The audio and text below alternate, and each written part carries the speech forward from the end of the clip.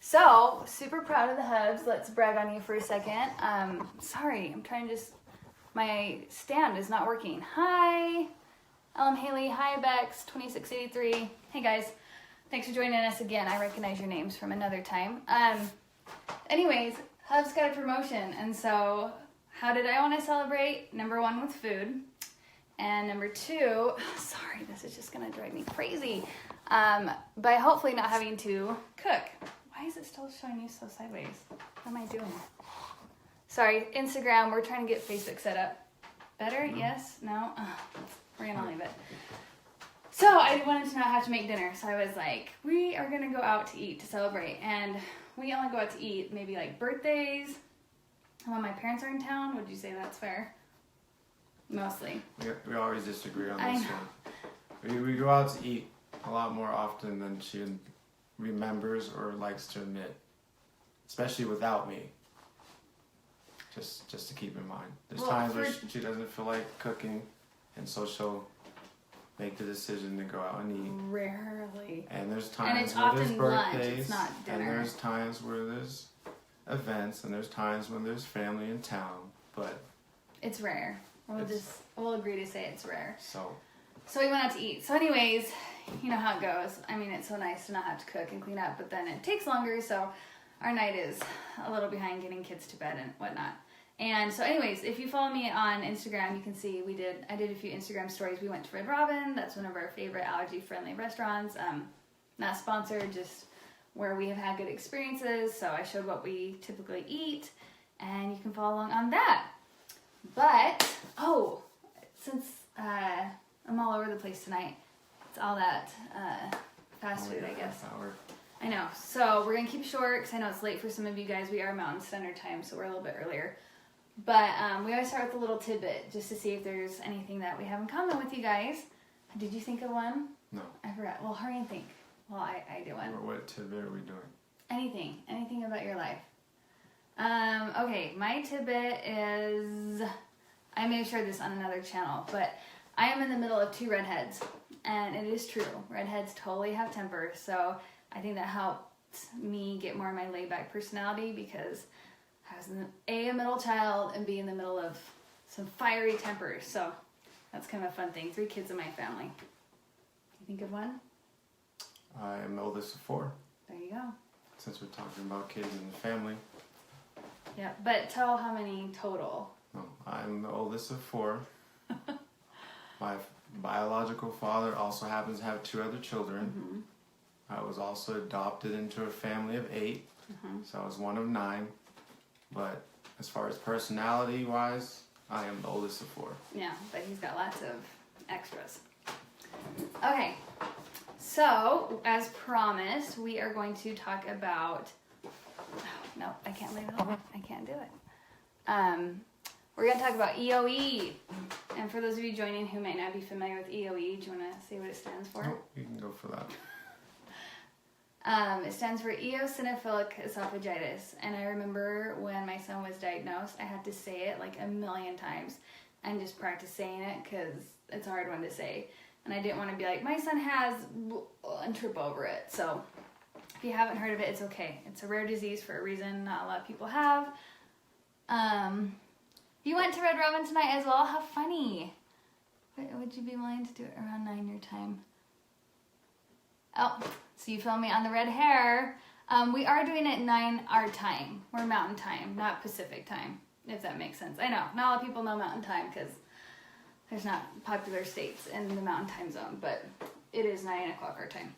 So, anyways, I was a little bit familiar. So I'm just going to go ahead and start with our journey, okay? And then if you have questions, please chime in. We'd be happy. We want this to be helpful to you. And if you have EOE and you dealt with it, feel free to chat amongst yourselves and share what's worked for you too, because we want this to be as helpful as it can be. But I actually had a college friend whose son had it, and her son's only like a year older than mine, and so I was seeing via Facebook, and she lives in the same state. 8 o'clock, okay. I don't know, that's close to our kids' bedtime. We'll see what we can finagle. But so I saw like her son was vomiting a lot, and she was mentioning this really odd disease that he was dealing with, so on and so forth. Why are you so dark in this one? Something blocking you? And so I was like, oh, that looks so hard. That looks so awful. I wonder what's going on. So I had at least heard of it, and I think that helped me so it wasn't completely out of the blue. And so our son has the EOE, is our oldest, so he was our firstborn. And around 2 months old, he started getting these really weird rashes on his cheeks. And he was exclusively breastfed. And I don't want to tell the whole thing, so let me know when you want to jump in.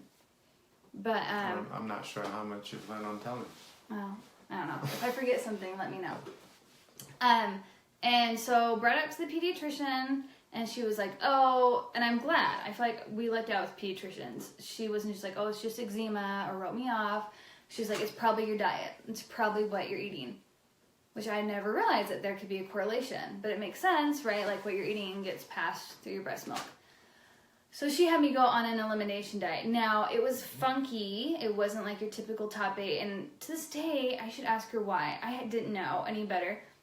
I think she just did foods that are most likely to irritate baby's tummy. So I had like citrus and chocolate and strawberries. So not like what's considered the top 8 as in the most common allergens. I think she also considered things that most likely cause eczema. Yeah. Because that's kind of what we were told. That's kind of the direction that we were given. That's kind of the assumption that we had. I've had eczema since I was a baby. I've dealt with dry skin. And so that was pretty much the feedback we've gotten was, okay, let's try to see what foods it is that you're eating that may be bothering the baby / causing eczema. So it wasn't necessarily discussion about allergens or allergy per se, as it was things that would cause eczema. And a lot of the dialogue was around eczema and how potentially he could grow out of it by age 1. Yeah, well, and a lot of the talk was, like, it's an immature immune system, right? Because we never pictured that this would turn into a rare disease or, life-threatening food allergies. So, anyways, I went off everything, added one thing in 3 days at a time, making sure I was eating it every day, keeping track. And oddly enough, what he reacted to is wheat, soy, and eggs. So I didn't eat that like the whole 14 months I breastfed him. And then around 11 months, and he would like projectile vomit. We tried giving him soy formula a few times. And that's another reason why we were like, oh, soy is not a good thing for him. But ironically, he can have soy now. That's his main milk is soy and soy yogurt. And so it goes to show it can change. If you do have a young baby, you never know. But around 11 months old, we've talked about this another time, I gave him milk for the first time in the form of Greek yogurt, and he went into full-blown anaphylaxis. Dairy. Yeah. Greek yogurt, yeah. Yeah, thank you. And so we knew that, okay, that he's going to have real allergies, so we took him to an allergist, got him tested, and we just seriously lucked out. Like, seriously. I just picked this allergist out of a hat. We live near Salt Lake City, so there's not like a ton, but there's a decent number of pediatric allergists. It was just who our insurance worked with, and little did I know that I really think it was God's hand in our life because he actually specializes in EOE and is very up to date on it. So after he found out like our son had anaphylaxis, and around that same time we were starting to like wean him a little, he was eating more solids, and he was just like dropping off the growth chart. He was losing weight. He was starting to gag and vomit all the time. Yeah. We thought maybe it was like a motility issue, so we were doing feeding therapy, thinking maybe he just doesn't swallow right. It was like daily vomiting. It was awful. Yeah. He was such a happy baby though. He'd like vomit and smile. He felt so bad for him. But he just was starting to look sickly, and I remember like feeling like there's something wrong. And, people would rationalize it away from me. They would say, oh, but he's so happy, so he must be okay. Or he sleeps good, if he wasn't sleeping good. Or, but he wasn't meeting some of his milestones. Like, for a long time, he didn't want to put weight on his feet. He didn't walk till he was 17 months old. later on when speech should have been normal, we had to do speech therapy with him. So there's a few things off, but enough that people would often say, oh, you're probably just a first-time mom. Oh, maybe he eats too much, that's why he throws up, blah, blah, blah. But I'm telling you, mom intuition is real. And I just knew in my heart of hearts, like, keep pushing. And I talk about this on my EOE post. But I think one way to get taken seriously by doctors is to, like, go in with your list of questions and, like, I've noted it on this and this day and this, and this is what I've tracked. Because if you go in just being like, I'm worried about my baby, I think they're like, everyone is, you know? But if they see that you're serious and you've come tracking things and paying attention and you've got these specific questions, they were like, oh, okay, maybe something's up. So our pediatric allergist said that we should get some blood work done. And we got the blood work done. And it was like sky high eosinophils in his blood. And I can't remember, but I want to say, was it 3,000? Yeah, it's been so long now. But it was like crazy high. And he was like, you've got to go get him scoped. Oh, your daughter was the same way. Yep. Won't put weight on her feet. How crazy? How crazy is that? And now we look back and why do you think we attribute his slow development? I honestly don't know. Oh, well, I've always said that.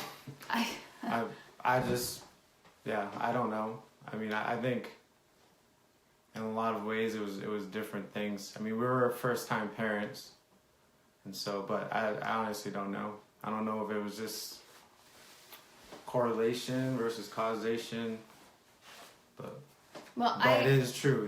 He did not meet the standards that were set. So. Well, and I attribute to he just felt crappy. Like, I just don't think we realized how crappy he felt. And if you don't feel good, like, you're not like, let me try and learn a new skill, you know, like, it just, I don't know, like, he'll never be able to tell us, but that's how I view it anyway. So, do you want to go check on him? Sorry, speaking of trying to put kids to bed. So we went and we got him scoped, and for those of you that don't know, you do have to be scoped. You have to have biopsies taken of your esophagus to officially be diagnosed. And then they send those biopsies to a pathologist. They'll look at them under a microscope, and if there are eosinophils present in the esophageal tissue, then you have eosinophilic esophagitis because they shouldn't be there. So we were given that news at 14 months old, which seemed traumatic at the time because it was like my little baby. But honestly, I think it was a blessing in disguise to have, you know, him diagnosed so young. He didn't know any better, and we were able to do so much testing, and he's just grown up not knowing any different versus like having to change his lifestyle or take away foods, so on and so forth. And I am sorry, I have my screen turned, but I can see people are writing questions, so let me see. You are sideways. Oh, you're telling me sideways too. So what's your quick definition you give to people when they ask what's that? Good question, right? Because people are like, the what, the never heard of it. I just say, because our son also has anaphylactic food allergies, that I'll say, okay, so you know. She doesn't have a quick definition. I don't have anything quick. We had to switch it. People were saying it was sideways. It's true. I'm long-winded. I get it from my dad. But yeah, chuckle. But I just say, you know how he has food allergies, and he would need an EpiPen. Well, he has an allergic rare disease. It's an allergic condition, and his esophagus has additional allergies in and of itself. And those are foods we have to avoid. And if he was to eat it, he wouldn't have to go to the ER, but it could swell, food could get caught in it, and it can be very painful. That's not that long. How do you describe it? You probably don't have to explain it that often. True. I don't have to explain that often, but I've just simplified it to it being an autoimmune disease. And specifically with our son, where it would attack his throat or his esophagus. And that certain foods would exacerbate that. Okay, that's not bad. That's not bad. So. Melissa, who's on our Facebook watching, sorry to call you out, but she is an EOE genius as well. I've learned so much from her, so feel free to chime in, Melissa, if you want to add some of your knowledgeable info. That'd be great. She's a great resource. She is the president of UFAN, and she is a allergy ninja, basically. So, sending lots of love to you. So yeah, that's kind of like our elevator pitch of how we describe EOE. And then I find that either people are just curious and are like, huh, cool, and move on, or if they really want to understand, or they'll be watching our kids or whatever, then we'll dive more into details. Okay, so Taylor says, so many people, doctors included, won't take just vomiting seriously. True. Even our allergist, who specializes in EOE, didn't take me seriously at first. He was like, well, kids can vomit for a lot of reasons. Like, you overfeed them, they swallow too fast, they don't like the texture.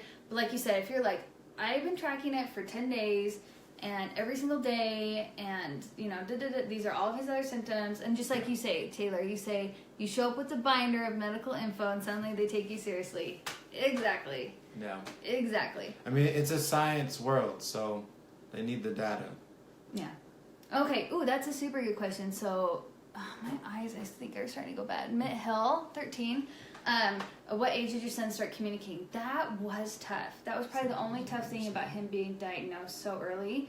And we just had to go by his physical symptoms. So the rashes, the vomiting, and the food refusal. Like, he was to the point where he didn't want to eat. Like, I was like, legit, like, do we need to take him to the ER and have an IV? Because sometimes he would just barely eat. And I'm, please, please, please, and the begging, and, you know, it was scary, like, seeing him be so skinny and knowing that he was like, you know, and you can't force a baby to eat, but he was so miserable, I think, swallowing. And after we got that first scope back, our doctor was like, it looks terrible inside. And so we actually did a 2-week course of swallowed steroids, where, if you're not familiar with that, there's no, like, official medicine for EOE, but a lot of times they treat it with, like, asthma medicines, like budesonide, and instead of having you breathe it in, you swallow it, and it will coat your esophagus, and it helps your esophagus heal. So we did, like, a 2-week stint of that, because he was like, it is so bad inside. So yeah, around 4.5, 5 is when he was getting really good. Was that the look? Because you felt like I wasn't answering their 4.5, 5 is about the time where he could really start to communicate that not only do I not feel well, but my throat hurts, or I feel like it's getting caught in my throat. You know, whenever he'd do certain behaviors, we could ask him, hey, why are you doing that? And it'd probably take him a second to think about it, but that he could communicate. Whether it was being bothered, irritated, if it had to do with the food, if his tummy hurt. That was something we would hear a lot. Oh, my tummy hurts. Mm-hmm. So, yeah, around 4.5, 5. I'm sure it depends on how quick your child is at speech and speaking. And Carter has some issues with that stuttering. Sorry, our son had issues with that stuttering at first. Yeah, and just like we mentioned, delayed speech, period. So. Yeah. So. But that's where, like, keeping a food journal was helpful, because then we could be like, oh, he was experiencing bowel issues, or he's food refusing, and you can, like, track out. And you start to, I think, become really attuned and acute to, like, oh, they're not acting well, or, like, the throat clearing, or other things like that. Because even now, he's totally old enough to explain things, but I think sometimes we're like, we'll hear him clear his throat, and we're like, is food stuck? Or does it just have a tickle? And, you know, like, it's... Yeah. And even think, like, sometimes you're like, my stomach hurts, but I'm not sure why. Like, sometimes it's hard to... But I think the more you, like, talk medically with them, and is it this or is it that? Is it this or is it that? Yeah. I've noticed he's getting better at describing symptoms. But, oh, I'm sorry. It says you're having behavioral issues. That could be occurring when he's in pain. Yeah. That could very well be. I wouldn't be surprised. Irritability. Yeah. I mean, because, yeah, it's hard to be on your A game, even as adults, when you're not feeling good. Oh, time out. Let's just put out the medical disclaimer. That reminds me, we are not medical professionals. We are just trying to help build a community for those who suffer from EOE. We are just 2 lay parents. I failed biology almost in college, at least my final. So please double check everything we say before you put into practice with your board certified medical professionals. Sorry, I just wanted to put that since we're starting to talk more about that. So yeah, I mean, your child not feeling well can cause behavioral issues. They don't know how to work out the pain themselves, especially depending on their age, and so they'll tend to act out. Because, you know, children are very emotional, driven, and so they're angry, upset, in pain. They'll tend to act out because that's something that naturally they can do versus communicating in words. Yeah. And being able to say, I'm not feeling well right now. I need to do this or I need to do that. Mm-hmm. So definitely pay attention to when your child is acting out. With our oldest son, he was a very easygoing, calm, child for the most part. And so definitely signs to us was when he was upset, irritated, irritable. Yeah. Not as calm, not as easygoing. And I don't know how old your child is, but you can just call it like, oh, you seem grumpy. Is your tummy hurting? Help them. One thing that was really helpful to us with our therapists that we use. I lumped that together. So we had speech therapists, behavioral, the whole gamut, right? Dietitians. They'd say teach them those emotional words. Like teach them I don't feel well, or I'm upset because my tummy hurts, and help them learn that language because it's a skill, learning how to describe what's going on physically with you. Okay, Jennifer, hey, I recognize you, we've messaged before. She has a good question. So she says, our phone is kind of far away if you keep leaning in with confused faces. Our son outgrew IgE allergies at 3 and 4. That's awesome. Congratulations. And now at 11 was diagnosed with EOE, but took over a year to get an endoscopy. That had to be frustrating, to have to wait a whole year. I'm sorry it took so long for you. Have you had safe foods turn into trigger foods? Okay, well, let's answer that one. No, I don't think so. We haven't lost any foods. But I know that foods can turn into triggers, and he's got a whole lifetime of this. So one can hope he doesn't. I don't know, but I have heard of that happening. For sure. Has he outgrown any IgE allergies? No. He has outgrown things that he failed as far as prick and patch testing for EOE, but he's never outgrown something that he truly had anaphylactic IgE allergies to. No. So she mentions that he outgrew them. So if I'm understanding you right, Jennifer, it sounds like your son outgrew some IgE allergies and now he's having EOE to them. Is that correct? You can write me and let me know. I have heard of something like that. So in the case of immunotherapy, that maybe some of you have heard, it's kind of a big deal. There's some doctors doing it here in Utah. And I have been advised that we would have to be careful if we ever did that, because just because your body won't react to it in an IgE EpiPen needing way, that with the additional EOE, that you could have eosinophilic symptoms to it. Because just your body can tolerate it one way, but it can't tolerate it another way. It's not truly safe. And a lot of people will say, oh, I didn't know I even had an allergy to that, but then they start eating it enough that they realize, and it's hard to say, was it a chicken or an egg? Would you have had EOE to that all along, but you were avoiding it because it was an IgE allergy? And now because you're actually eating it all the time, your esophagus is hold up, I don't like this food. It's tough to say. But yeah, I will be really nervous if he ever outgrows an IgE allergy to have him try it, because it could definitely make his EOE flare. It's kind of with EOE, you have those double sides. It's not like a typical allergy where you have to worry about different systems and different ways your body reacts to it. So it's doubly tough. Another word in exposure. They haven't changed. They're just worried that since he's eliminated it for over a year and a half, that now exposure to it could make it anaphylactic. Gotcha. Oh, the worries of an allergy parent. I'm sorry, that sounds stressful. But that's really smart, way to be prepared and have the EpiPen around. So that's a good idea. Good job, Mama. Oh, you passed. You had a clean scope. That's awesome. Trialed nuts, passed. Trial wheat felt. Went back to safe top 8 and worst scope. Oh. Okay, so that has happened to us. So continue with our story. So at 14 months, he has his first scope. Terrible, right? Official diagnosis. We go to allergists. We try to totally cut his diet down. We cut it down to do you remember, it's chicken, rice, carrot, potato, beans, black beans, and broccoli. There was one green veggie. It was under 10 foods. And so, right? So we're we're going to have a clean scope. We scoped him like 2 or 3 months later, after we'd done, the steroids for 2 weeks. Felt like we'd changed the diet long enough, and we took him in, and it was like terrible. And we were like, are you kidding us? Like, what in the world? And so my immediate thought was, it's got to be one of those 8 foods he's eating, right? And I'm so glad someone gave me this advice. And it's not that this always works, but a smart EOE mom told me it might not be that he still has an offending, that they're all bad, basically.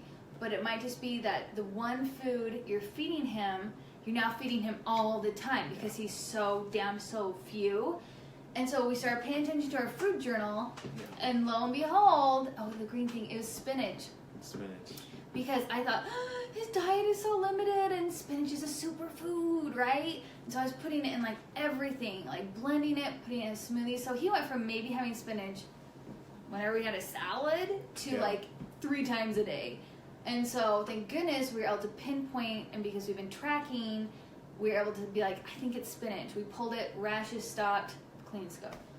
Yeah. So that is, and that's what's so frustrating about this disease is it's a total, like, you have to be like, I hated science. I feel like you have to be very scientific process, like only one variable at a time, track it, test it. One variable at a time, track it, test it. And you just have to go, it's a slow process figuring out triggers, and you just have to go one at a time and just pay super close attention. Like, it'll drive you crazy. Like, it was kind of like good I'm type A personality, right? Because I was like, okay, I'm going to get on this. I'm going to make an Excel spreadsheet, and we're going to pay attention, So there's that. But, did you turn the heat up? It is so hot.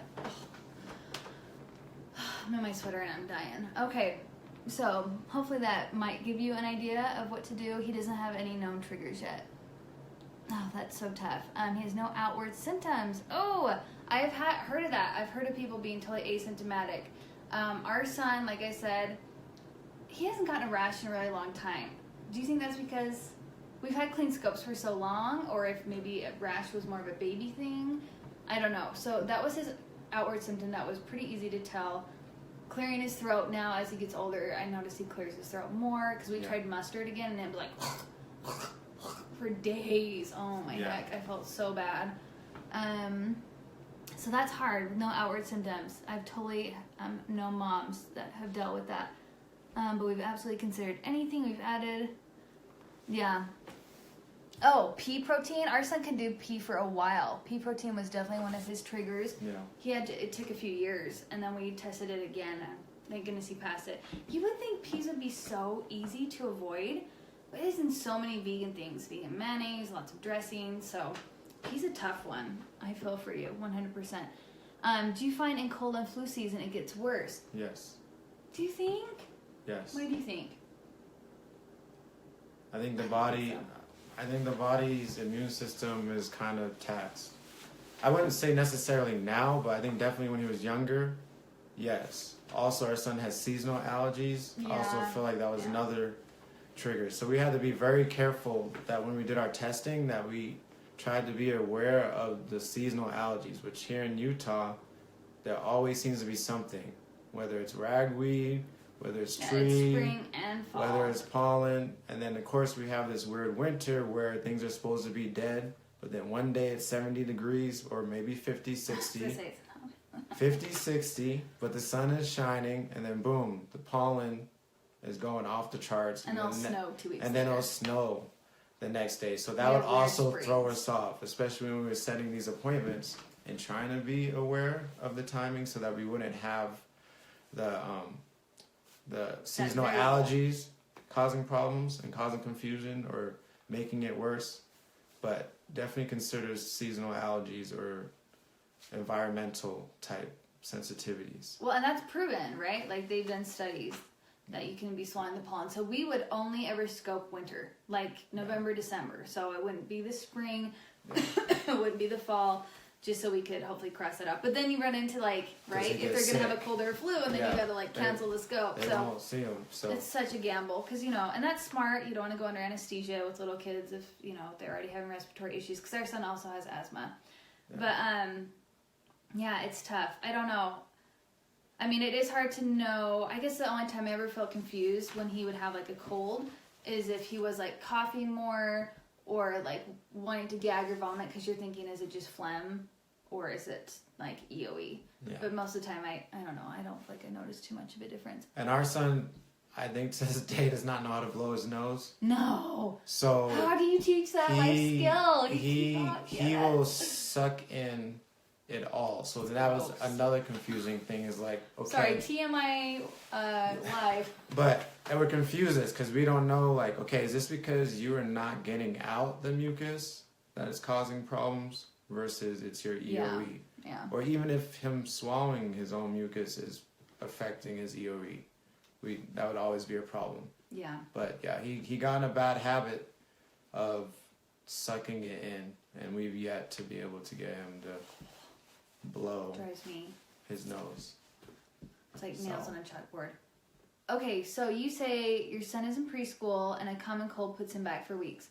My follow-up question to that would be, what do you mean puts him back for weeks? Because our son has asthma, but it was not the way you typically think. Like, he doesn't wheeze when he's playing sports. He doesn't wheeze in the cold. Like, a lot of common triggers. The only time his asthma flares is when he has a bad cold.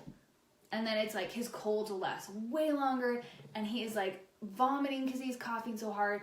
And he actually was like going to the ER every cold, like between the ages of 2 and 3. It was horrible. And having to be on oxygen for days, and the deep sectioning. Yeah. And thank goodness our doctors were finally, because they don't usually like to diagnose asthma that young, but they were like, yeah, he's got asthma. And ever since we went on like daily inhaled steroids for his lungs, night and day, like colds do not set him back for weeks. So maybe something to look into. Our allergist actually calls EOE the asthma of esophagus, because he said if you biopsy lung tissue, it looks the exact same that has asthma. It looks the exact same as esophageal tissue does under the microscope. So he says, I feel like it's the same disease, just in different organs. So I don't know if that's what you mean by it puts him back, is like hard time breathing and stuff like that. It might not be EOE. It might be worth bringing up to your pediatrician about other things. So I'm sorry, I feel like we're missing stuff on Facebook. I love all the questions, you guys. It's so good to just sit and chat about this. Seasonal allergies with EOE is the worst. Yeah. What do you do to help him during that? Okay. So I don't know if I have a good answer for that, because he is so young and he's just so used to like having bad allergies. I don't think he knows what it feels like to like not feel gross during spring and fall. But what's weird is some days they'll be really bad and sometimes they'll be fine. And some days they'll be really bad. And so our allergist would sometimes prescribe Flonase, like the spray. And I would hesitate to put him on that because A, I don't like him on a bunch of different steroids. And he's already on like asthma meds. And then B, they say it takes like 2 weeks to set in. And sometimes he'd be fine by the time the 2 weeks had come. So we would often just do like Zyrtec. Like the day of, he's having a bad day today, and just treat it daily versus like a long-term thing. That said, our son is like, I'm so sick of like feeling gross that he's actually willing to try immunotherapy shots for seasonal allergies. So I'm trying to currently, if anyone knows, doctors in Utah that do immunotherapy shots, that would be great, because we've heard that huge benefits as far as seasonal allergies go. And both our allergist and pediatrician have said that sometimes they see it just helps the overall immune system, and numbers will come down, and it helps secondarily kind of EOE and IgE allergies. So we hear it's just a good reset for everything. So that's kind of next on our big to-do allergy list. So I hope that helps. Taylor, if you have any ideas, if you do you personally suffer? Is it children? Let us know what you do and what you like. But that's kind of, we just play it day by day with the seasonal allergies. Is your son in school yet? Yes, he is. Do you have systems in place for him? What do you mean by systems in place? We have a 504 plan. So important to have a 504 plan. Whether your child has EOE, asthma, or IgE allergies, check for us. We can do a whole Q&A on just 504 plans, because they are like crazy important. But I'm actually I feel like I understand them quite well, but just to make sure that I know the ins and outs, especially where our son's getting more and more into school, and our second one will be joining soon. I am going to a really cool 504 workshop just about 504 plans. So message me any questions you have, and I will ask. I'll raise my hand and ask on your behalf and reply back to you, because these people are pros. The people, they give this seminar all the time, and that's just what they do. So, but 504 plan. But system that comes to mind is he has his inhaler in his backpack. Required to just keep in his backpack. Along with Benadryl. An EpiPen. And along with an EpiPen. So. Required teacher is trained, not just a school nurse, because I don't know how it is where you live, but in Utah schools, there's not a full-time nurse all the time. She's only there certain hours of the day. It's required that his backpack goes everywhere with him. He doesn't have to go music class if it's in the same building, but if they ever go on a field trip or anything, backpack has to go with him. Our son has really learned how to advocate for himself. People always comment wow, he will say stuff, and he has no problem being teacher, I need a breathing treatment, and goes and gives himself one. So I think it depends on the age of your child, how well they're able to advocate. Are they nervous? Do they dare say anything? Things like that. But we can definitely talk more 504 and working with schools in another Q&A if you'd like as well. So your son suffers, okay, Taylor, and seasonal allergies tend to land him in the hospital. Oh dear. Sinus drainage causes his vomiting to end up with dehydration. He's only 3 and has asthma. Oh, that is a tough mixture, man. Well, I can't say seasonal allergies alone. But you know what? Tend to land him in the hospital. I can't say the older our son's gotten, even though he can't blow his nose well, I feel the less hospitalizations we've gotten. He can manage it better. We can manage it better. His airways are bigger. I just feel so hang in there. Hopefully even just age will help. Man, that's too bad. Even with asthma meds, he's still landing up there. Oral and textural aversions. Have you ever done feeding therapy? So that was one thing that was recommended to us with EOE. And we mentioned it on our picky eating Q&A. Go back and watch that. We have some tips from that. But I think that's when feeding therapy is really useful, is with the textures. Because, with EOE, there's already such limited foods. They need to be able to get past the whole texture aversion thing. If he's cool with, thick, drinkable stuff, we mentioned this before, but smoothies were our go-to. Keeping them hydrated, but actually having it full of nutrition. Putting, full-fat coconut milk, avocado, greens, whatever say greens he could do, whatever say fruits he could do. Topping it off with apple juice because it's super sweet. And that really helped with nutrition and liquids. So hopefully that might give you some ideas, Taylor. I'm sorry. That's a lot to handle. Reminds me of when our son was young and we felt there was just so much going on all the time. We tried feeding therapy for doctors and it only got worse. He's still nursing, so I'm on that diet too. Oh, so you're doing, I did elimination diet for the first year, and that was rough alone. Wow, Taylor, I'm sorry. Did you feel feeding therapy helped? Because I found there are good feeding therapists and bad feeding therapists. Some are just they don't have good suggestions, and some do. So I don't know.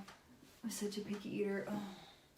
Yeah, I would keep going until I found a good feeding therapist or a dietitian that really had some solid ideas and worked for you guys. Because if he's picky and he has the oral aversions, that's a double whammy to have to work around and have to always worry about their nutrition. That's really tough. I'm sorry.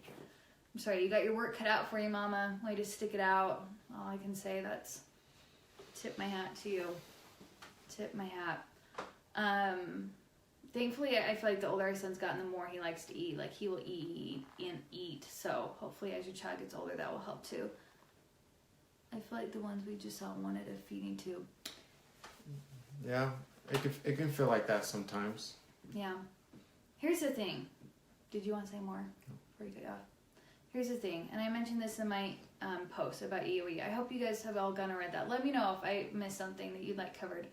I was hell bent on not having a feeding tube for my son. I was I will stay all day in the kitchen if I have to, prepping and cooking things, and right? I was very stubborn about it. And now I look back and I think, you know what? right or wrong, our path has been what it has been, and we have learned from it. And I'm not saying I made the wrong choice, but I feel like my motives weren't good. And I feel like I let fear rule that decision for me. And having had a lot of friends whose kids do have feeding tubes now, and talking to them, I see a lot of positive things about it. And it's a weighty decision to make. And it's not one, to make cavalier or just on a whim, but I have seen positive things. I know it's scary. I know you worry about like them looking different and the surgery, but I've had a lot of moms say, you know what, life before a feeding tube and after, so much easier. And you can always take it out. They can always outgrow it. But the stress of constantly worrying about calories and if they're keeping things down and if it's working, and they said like it was worth the stress, especially where they're small, they're not at school, so I don't have to worry about looking or feeling different. So I don't know. I understand. I don't think that should be the jump to and like, oh, they need a feeding tube. Yeah. They're hard to feed, feeding tube. But if you've tried a lot of things and you feel like that, I don't know. It's where prayer comes in, right? Like you and your spouse figuring out what is best for your guys' situation. But I just wish I hadn't been so against it, because now I see that there are positive things about feeding tubes. Immunologist, yep. And Jennifer has a good point too. Okay, so sorry, does the elimination diet ever seem counterproductive? Like we've taken out so much, how the heck are we going to figure out what helped?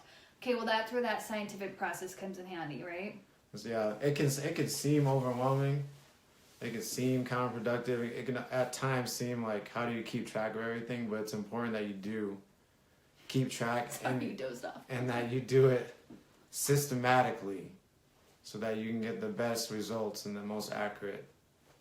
Sometimes you have to do it multiple times just to make sure there wasn't any confusion or that there wasn't a mistake. But and only change one thing at a time. Yeah. Because you could be like, great, clean scope, and we made 10 changes. What made the difference? That is what is so tough is like, scope more often. Don't do as far out, scope however much you can afford and how much your child can stand being scoped if you really want to bulldoze through a bunch. But that's what's tough is like, it's fine to cut a bunch out that you think might be offending, but then as you add them back in, only do one at a time. So what we would do is we would prick test. Okay, no hive, no reaction. Patch test, which is going out of style, so I don't know that I'd still recommend that. Talk to your pediatrician. It was just 5 years ago. And then if you pass that, then we would have him orally eat it for 3 weeks. Yep. Every day for 3 weeks. Sneak it in his diet somewhere. And then if still no reactions, then we consider it safe to scope. Yeah. And so it's super frustrating, but I feel like that really helped us. Like, you can name a food. Mango failed at patch test. This failed at that. Like, we know where on the process he failed it. And now that he's been clean for so long, we're going back through and retrying some of the ones he failed patch testing, because that was like the second to last step. And he's actually been able to pass a lot of those. We think those were false positives, which is why a lot of people aren't doing patch testing, which is kind of nice because patch testing was so unpleasant. So I understand. And there is still mixed. So if you look at like scientific articles, there are some people who say, don't worry about figuring out triggers. There is just about as high of a remission rate just doing the top 8. This is what's annoying. EOE, they say the 6 elimination diet, but they count it like this: wheat, dairy, egg, soy, peanuts, tree nuts is 1, fish and shellfish is 1. Well, same as top 8. So I don't know why they say that. I guess to make people feel better that it's not so many foods taken out. But some people say, scratch trying to find all the funky weird ones. Most people have pretty good coverage just doing the top 6. And that way you're not trying to find all the weird ones. I'm kind of glad we went the way we did, though. I don't know how you feel, because like mustard is a really big one for him. Spinach was a big one for him.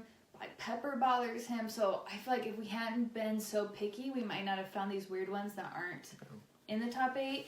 That said, it would have saved us so much time and effort. And maybe because he doesn't eat those very often, maybe we wouldn't notice when he'd have them every once in a while. Other than pepper. Like, that's something we avoid all the time. I think it was important.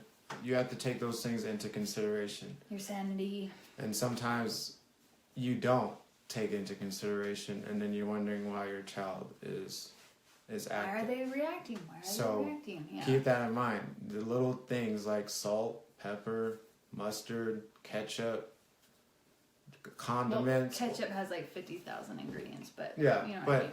the things that you probably don't think because you don't see it as a main course. You don't see it as something good that point.